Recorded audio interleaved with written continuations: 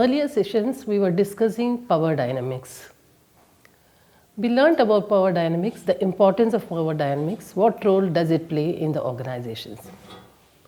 Today, we are going to deal with political processes which take place in the organization. Political processes are related to power dynamics.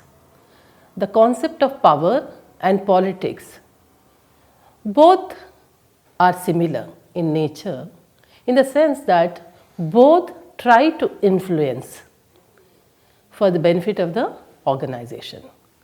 Sometimes absolute power and politics played in negative manner is detrimental to the organization.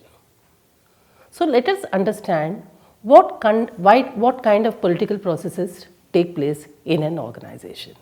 What exactly political skill, what kind of skill an individual has when works in an organization. Political skill is nothing but the ability to influence others in such a way as to enhance one's objectives. In order to fulfill one's objectives, you try to influence others. It is better we do in such a way, in such a manner, using this kind of process, using this kind of product in order to fulfill one's objectives. If you relate this to the organization, the head of the department or the product manager try to influence his team or the employees who are working for that department so that the goals of that particular department are achieved. So, you tend to influence your employees or your workers who are working for your ideas to influence them so that the goals are achieved. What is political behavior? We learned what kind of political skill one requires to get work done. You try to influence so that your objectives are fulfilled. What exactly is political behavior is about? Political behavior are activities that are not required as part of a person's formal role in the organization. In the sense, your job description, you are being given a job description to perform a particular role in the organization. But this is beyond that. This is not part of your formal role. It is something beyond that, which you use your personal skills and personal influences in order to get the objectives fulfilled. So, you behave in that manner. It is not a formal, the behavior is not formal in the organization. It is an informal behavior which you use to get the things done for the benefit of the organization. So, a central feature of politics is notion of interest.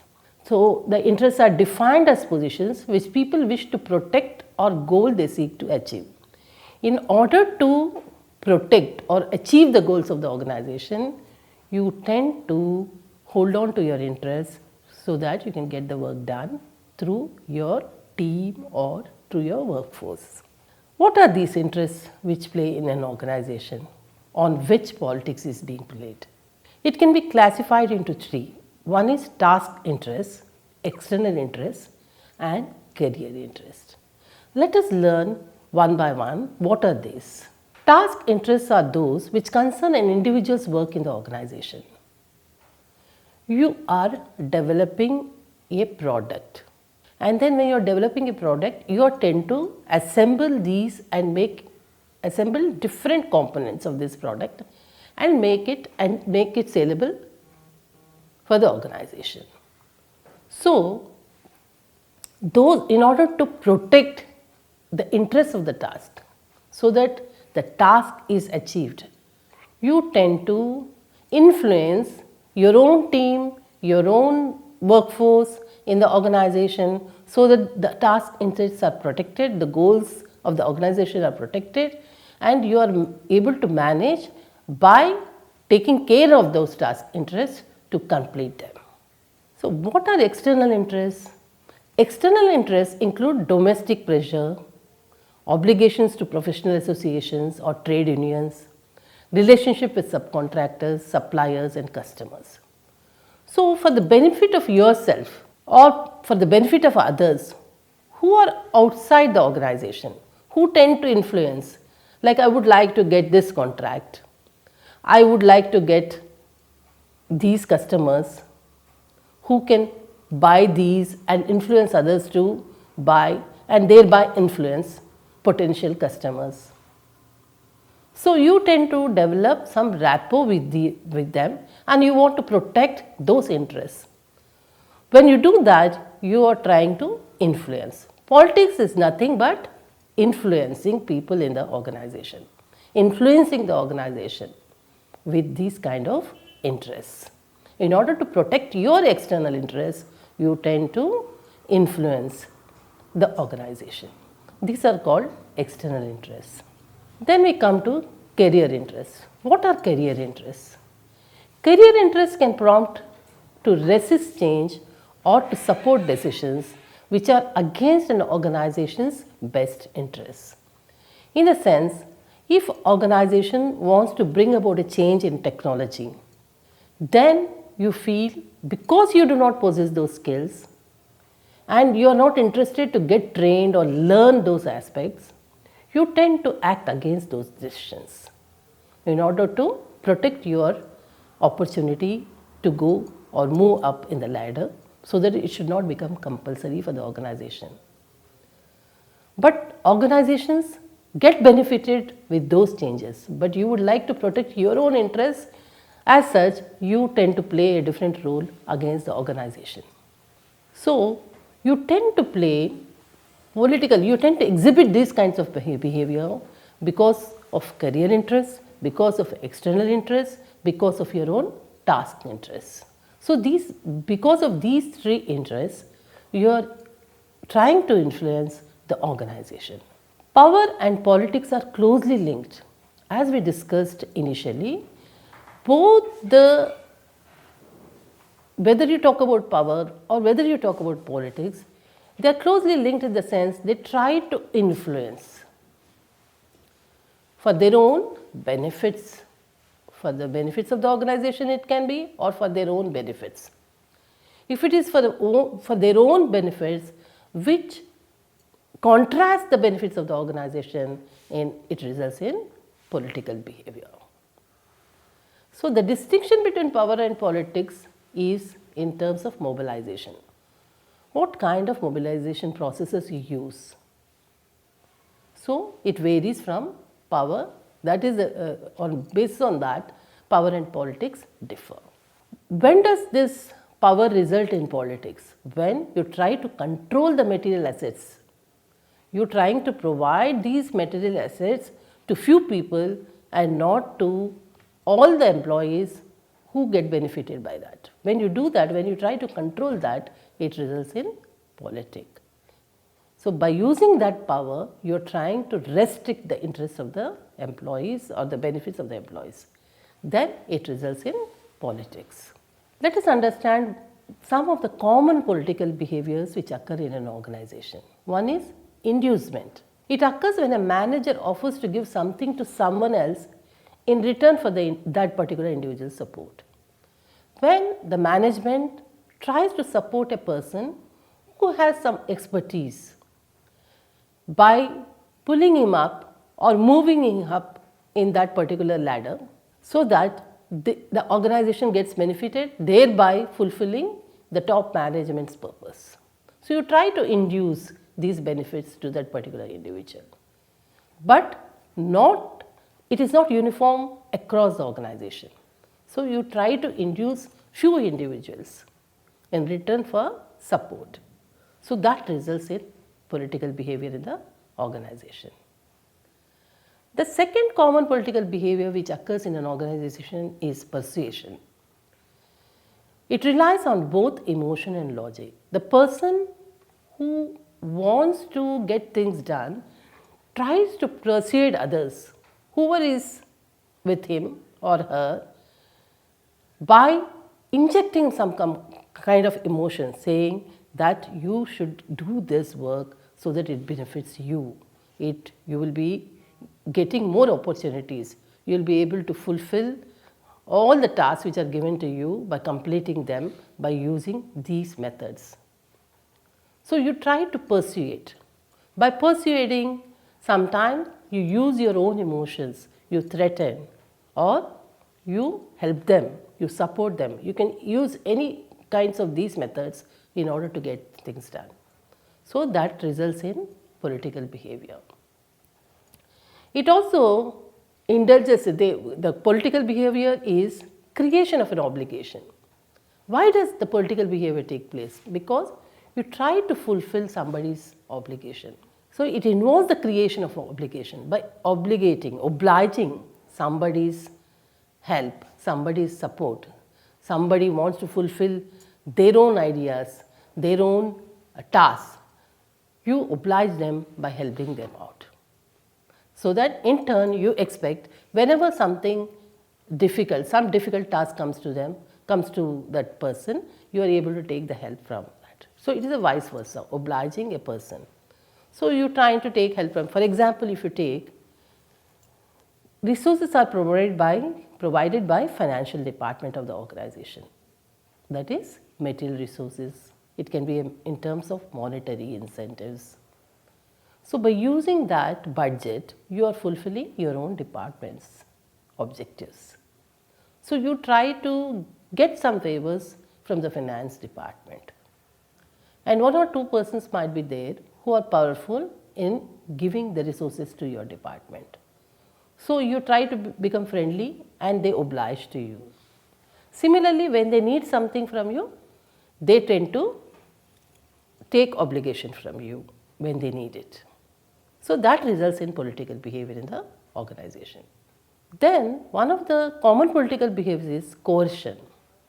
By using this method, it is a kind of a force to get one's way. In order to get your own objectives fulfilled, you try to find weaknesses or faults of that particular individual in the organization. Whatever he does, you are trying to find out some kind of fault with that. And you also try to tap the weakness in that person for which the person may not be possessing the skill. So by using this method, you are indulging in the political behavior. Let us understand how you acquire power to indulge in political. Taxonomy of political strategies include the following: information strategy, financial incentive strategy, constituency building strategy. When you talk about information strategy, you gather information across the organization and you know how each department is faring. You try to keep that information with you and then you start lobbying about that. By using this, you are indulging in political behavior. Information strategy, if you used for the purpose and goal of the organization, is beneficial to the organization. But if it is used in a negative way, for example, you can talk about marketing department and HR department and you try to create problems between both of them, sharing the information HR department to marketing and marketing departments to HR. By saying opposing views, you are trying to create problems to the organization. So this results in acquiring power as well as indulging in political behavior. The second strategy is financial incentive strategy. Because you have all the resources with you in relating to finances, you have become powerful. So you indulge in distributing that not in a uniform manner but in a different manner, in the sense some get more, some get less, which results in political behavior. And the third strategy is constituency building strategy. In the sense, you try to build your own team, build your own people based on some community, based on some language, based on these different demographics which you tend to indulge, and by doing that you are trying to acquire power and indulge in political behavior. So these are the different strategies which generally people use to acquire power and indulge in political behavior. People in organizations, they try to create dependency in order to increase their power. So there are three forms of dependency which exist in an organization. One is resource dependence, the other is psychological dependence, and the ability to manage uncertainty. So these are by these three sources, you're trying to create politics or political behavior, indulge in this politics in the organization. So let us understand each of them. What is resource dependence? Resource dependence can be material resources, financial resources, human resources. So the resource dependencies arise when an individual or department controls something vital to the organization. By not providing certain employees, certain workers, certain expertise to a particular department, you're trying to control that department. So the resource dependence indulges in political behavior in the organization. Similarly, psychological dependence can be created by subordinates by making themselves indispensable. Earlier we have learnt how power is distributed. Power generally comes from the top management and then goes down to get the things done. Similarly, from down they have counter power.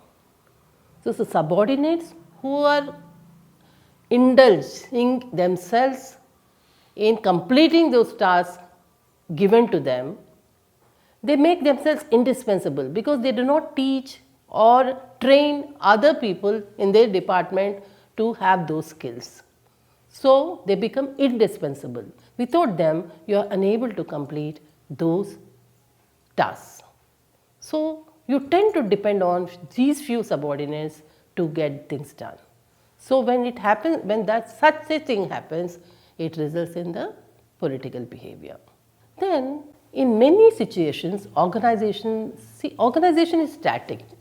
They are dynamic because they are influenced by whatever changes are taking place within an environment. It can be related to economics, it can be related to finances, it can be related to political decisions outside the organization which is taking place.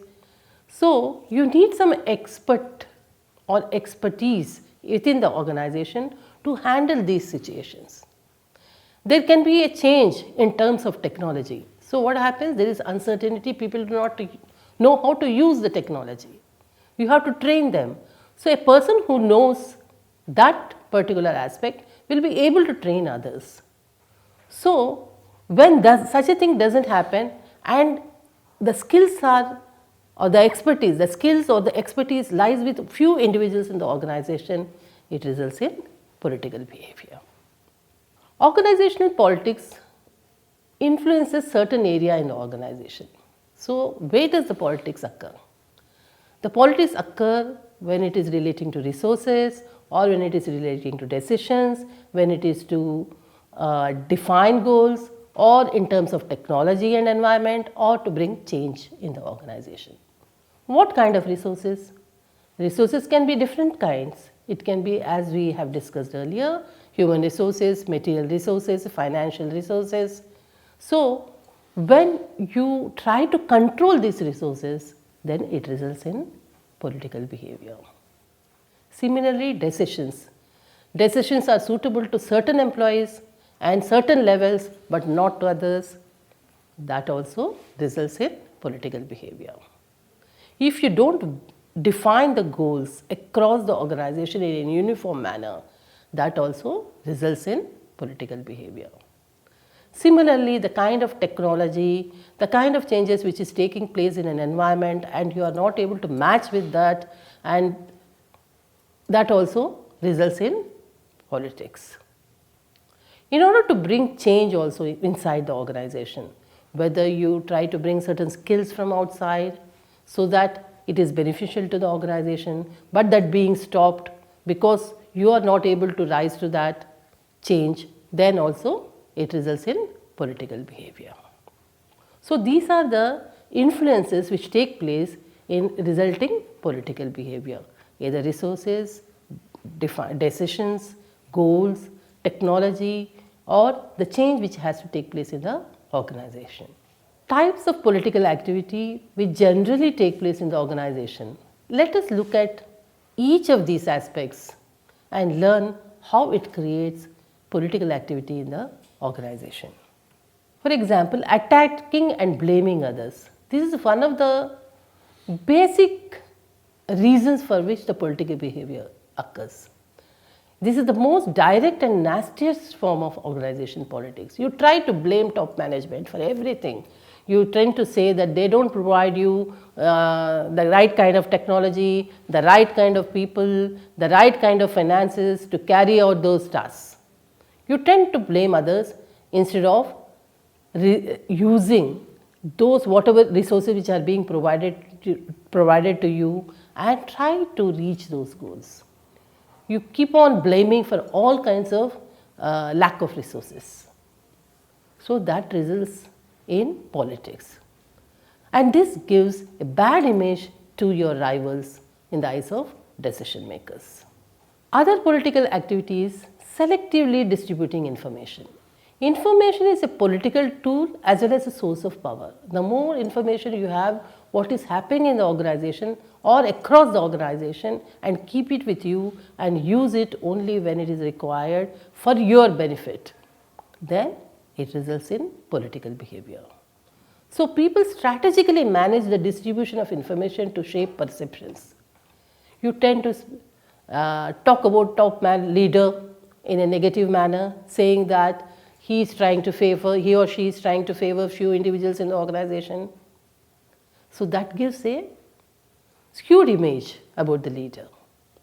And then people tend to get demotivated and they will not be able to fulfill the task given to them or complete the task given to them.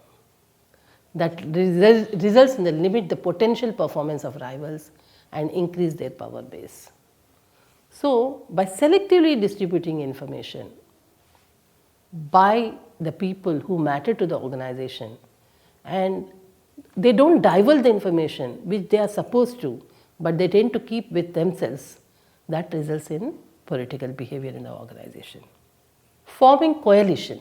Coalition is an informal group that attempts to influence people outside the group by pooling the resources and power of its members. You tend to form a group, informal group, so that you try to oppose whatever decisions take place in that particular department or in that organization.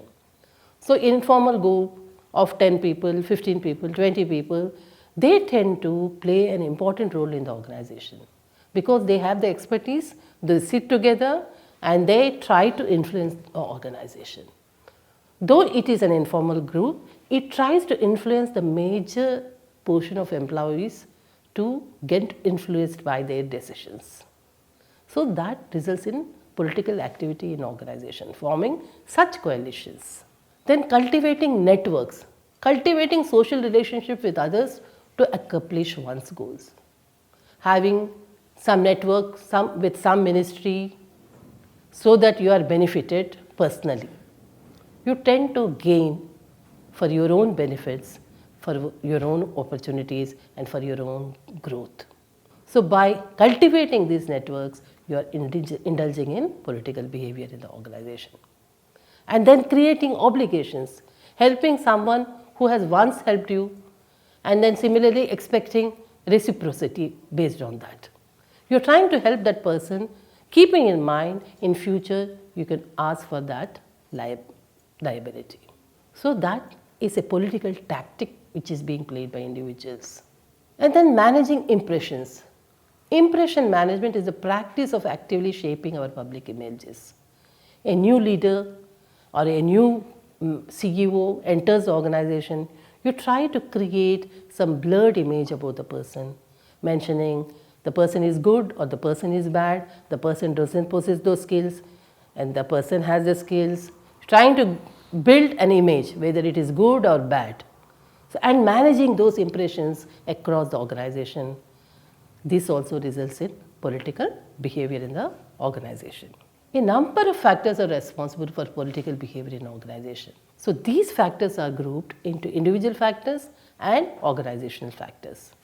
Let us look at these factors which create the political behavior in the organization. It can be from a person, it can be from the organization. So how does organization play politics and how an individual who is working in the organization play politics? Let us look at them one by one. What are the individual factors? High self-monitors. In the sense, the individual who indulges in political behavior always look for certain opportunities so that he grows in the organization and becomes powerful. So the individual looks only at or his or her benefits, not the goals of the organization, not the benefits of the organization. So they have high self-monitors to reach their own goals. Then internal locus of control. You're trying to control your own people, your set of people who work with you, your team, and then thereby creating political behavior in the organization. Having a high Machiavellian personality. For selfish reasons, you indulge in politics. You try to invest in an organization so that you are able to gain more opportunities for your own benefits and perceived job alternatives. By using such political behavior, you tend to jump from one group to other group or one department to another department. So these are the individual factors which results in political behavior in the organization. Let us look at organizational factors which contribute in political behavior in the organization. Reallocation of resources. You try to allocate resources to people in not in uniform manner, but only to few people. That results in political behavior. If it is uniform, there is no political behavior.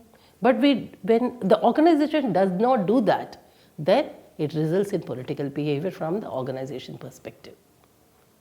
Promotion of opportunities. You try to create opportunities only to few people who work in the organization. That indulges in political behavior. Having low trust with your own people, with your own employee, that results in political behavior. When a role is not well defined, when the job description is not defined clearly, what has to be carried out, that results in political behavior. Not having a clear performance appraisal system. For example, you are performing a task, and based on that task, your appraisal is not built. How does an individual move? How does an individual have satisfaction? It's not possible. So when you do not have a clear performance appraisal system in the organization,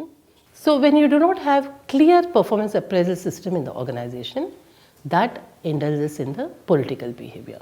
Similarly, when you have zero-sum reward system, where you do not have democratic decision-making process, when you indulge in high performance pressures by building pressures and you expect high performance, and then only the when senior managers indulge themselves for their own benefits, they contribute to political behavior in the organization. Organizational politics attempt to influence others using discretionary behaviors to promote personal objectives. You try to indulge yourself using discretionary means so that your own benefits are achieved. That results in politics in the organization. We have learnt about what kind of political behavior, what kind of politics takes place in the organization. A political behavior is ethical only if it satisfies these three moral principles: by following utilitarian rule, by using individual rights rule, and distributive justice rule. Let us look at them. Utilitarian rule is the political tactics is ethical. If political tactics is ethical, if it provides the greatest good for the greatest number of people. When you try to benefit the people of your organization in great number, then it is useful to the organization. It is unethical if it mainly benefits the individual and possibly harms the welfare of others. Few individuals and not the welfare of others. So when you use utilitarian rule, it is beneficial to the organization. Then it becomes ethical. If the political activity threatens another person's privacy, free of speech, due process, or any other legal or moral right, it is unethical, even if the result might be beneficial to a larger number of people. Distributive justice rule. if the political behavior benefits those who are better off at the expense of those who are already worse off, then the activity is unethical. In the sense, you are distributing the resources to people who already have enough of them and not giving to others. That results in unethical behavior in the organization, thereby resulting in politics. What are the consequences of organization politics? It consumes time, it disrupts work activities, it reduces motivational level of the employees to perform better, it increases employee stress and also increases employee turnover in the sense of absenteeism. So, you should use sufficient strategies so that the political activities are regulated in the organization. Sufficient supply of resources should be distributed across the organization in a uniform manner. Having clear-cut roles and communicating them, having open communication, open door policy, so that the employees come and discuss what are the problems, what are the issues they are facing. Involving employees in all the decisions across the organization, empowering the individuals to carry out the tasks, giving them training, retraining, providing resources, and as less as possible having a flat organizational structure and having an open door policy. All these strategies will regulate organizational politics in the organization. So focus on activities that create a healthy political environment so that in order to improve knowledge flows and organizational performance. Consider appointing alignment managers who can bring change in the organization in a positive manner so that they get support behavior from all the employees of the organization so that the organization interests, goals and responsibilities are fulfilled. And global teams, they have to renew and renegotiate norms and work habits only not at the beginning of the project, but only after the project is over also. Co-opted people who have skills, who have expertise in decision making, by that you can manage politics in the organization. And also, symbols play an important role in politics because by creating certain resources, certain benefits, incentives, either monetary, non-monetary, appreciation, all this will help in managing politics in the organization.